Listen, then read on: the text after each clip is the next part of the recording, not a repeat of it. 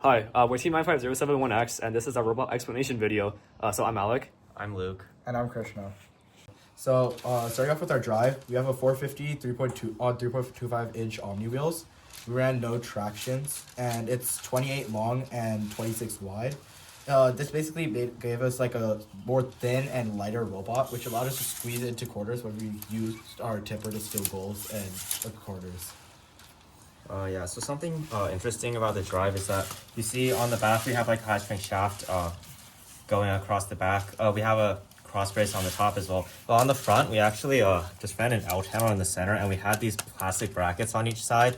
And basically these plastic brackets are like pretty light, but they also provide a good amount of rigidity to prevent the robot from caving in.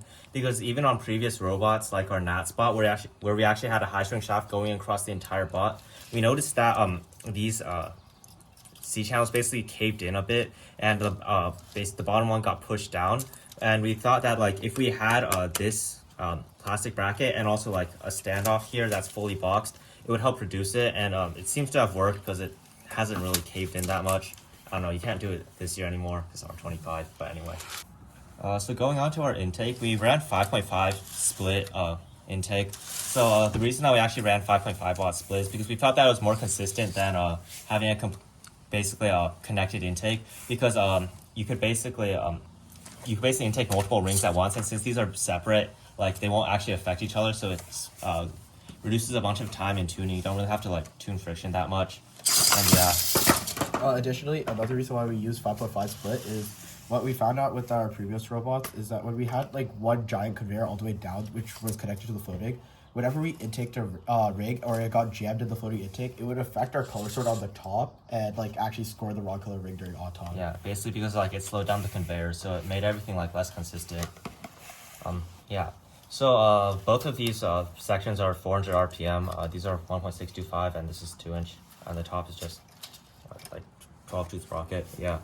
Anyway, yeah. So I guess something interesting is on the intake ramps. We actually have these like active ramps. Yeah, I don't know. Basically, they pivot up, so it's pretty. It was mainly just to make sure that these ramp tips would never snap, because we originally like designed our Nat Spot with like one single piece here, and like somehow during testing we accidentally drove onto a goal like this, and it like just snapped one of the tips off. So we just made it like this, and it just never snapped ever since.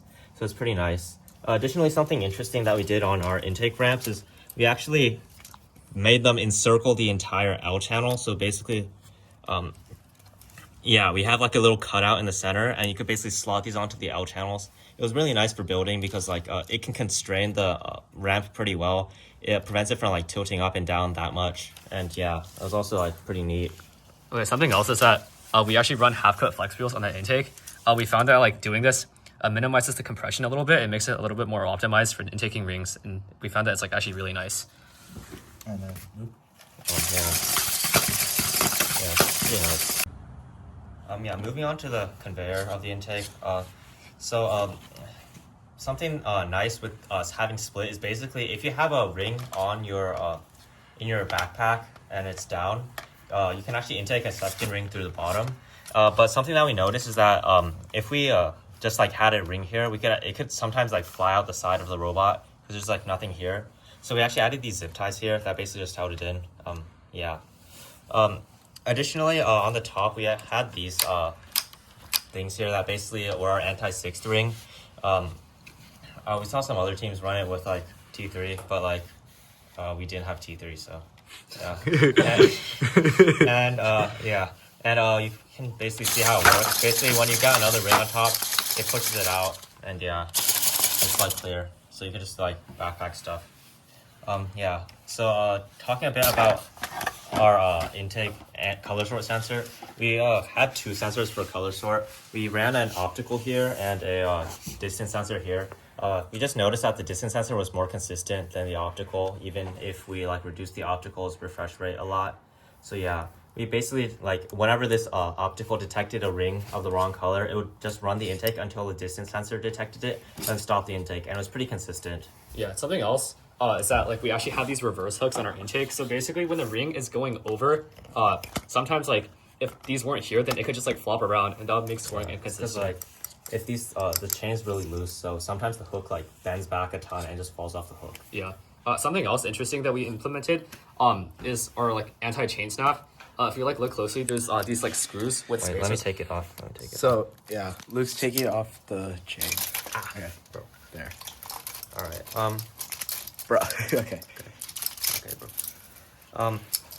Yeah. So, on the chain, we actually had on the bottom of the chain, we actually put these spacers here, and here we have nuts here, and basically, this is really nice because it actually makes it so you physically can't like snap the chain. It like physically can't come off. So basically, your chain just can't snap, and it's really easy, way easier than like zip tying the chain. It doesn't take like 8 hours or something. You can just like put screws on each of the holes.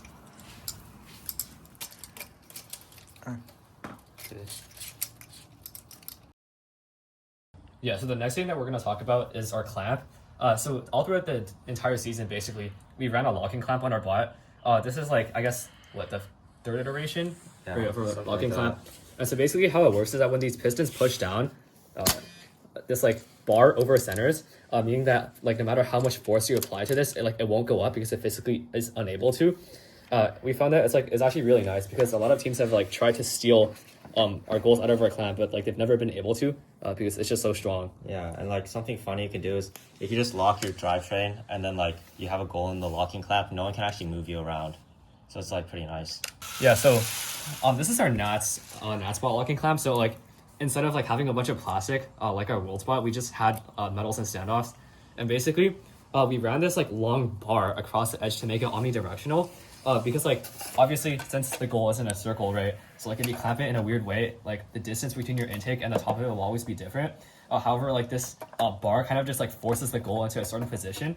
But the thing is that like as the season progressed, we realized that this like bar was actually like bending upwards, and that it was like losing its like capability of being omnidirectional, which is why we kind of like switched to this design. So we just have a bunch of screws on the bottom over here that just like kind of tilt the goal to a certain position, and we found that it works pretty well. So basically, we built this linear extension mechanism. Basically, when the tipper is up, like these zip ties are like slack, right? And like rubber bands just pull this forward. But then when it's down, it gets pulled back, so we can run an eject down here, so we can just fling rings out. So that was pretty nice. But very honestly, like I wouldn't really recommend doing this if you don't need to, because there are a lot of issues with this. The main reason that we actually had to run this was, as Alec mentioned, we had an ejection, so we just ejected the rings here, and there had to be like space for it to come out. And also another reason was because we wanted to be able to use our piston intake without putting up the tipper. And yeah, but like since we had all these this linear extension, the whole thing was like really flexible. So like it was really annoying, especially for like goal rush, because if we pulled this down, sometimes it would like go like this, and then the goal would get stuck on the tipper when it came up, which wasn't like great. Yeah, this mech is actually really nice because instead of using a tipper to retract, this uses a motor, so it's stronger. Therefore, using this mech, we're actually like able to steal goals directly out of people's clamps. Yeah, that's pretty nice, I guess, during match. Another thing is we lift up our floating intake when we want to go when we have our tipper macro up, because it makes it easier for our driver to align to the goals, and it also gets us closer to their robot. Yeah, like a big issue that we had during scrimmages was sometimes if the piston intake wasn't down and they had a goal, if we rammed into them, sometimes it like tilted the goal into their intake, so we couldn't actually get it. It works. So. We could hug goals. Like that. Yeah. Yeah. Oh yeah, something else really cool is that sometimes you can actually hug the goal, so you just like pull them around. Fine. So the next mech that we'll talk about on our robot would be our hang. So Luke, if you put the around. So basically we have these stoppers here because it's just more consistent than having zip ties and string, because they used to like stretch or like get pulled, so it would be slightly off than like the regular height that we want it to be hard stop at. But using plastic here, it just completely hard stop it perfectly, and it wouldn't like be bad unless it snapped. Also, we have it pretty high up and flatter because it gives us a higher hang, and it's just more clean when we hang during match. Okay, anyway. So actually, we actually tuned this to be able to hang with goal and without goal, which is pretty nice for matches because it gave us a bunch of versatility. Additionally, we actually had these things on the drive. They didn't actually work because we never spent any time tuning them. They were supposed to like, you know, make us not get stuck, but it doesn't always work. So, yeah. Basically, like when we were designing these, we just like kept on rapidly 3D printing new prototypes until it like, and we like kept on tuning it each time, and that was pretty nice because yeah, we didn't have to like use that much material, but it was also pretty fast and pretty easy. So yeah, I don't know if you yeah, and you can see you have like decent amount of clearance even with ODOM. It's like pretty clearly off the ground.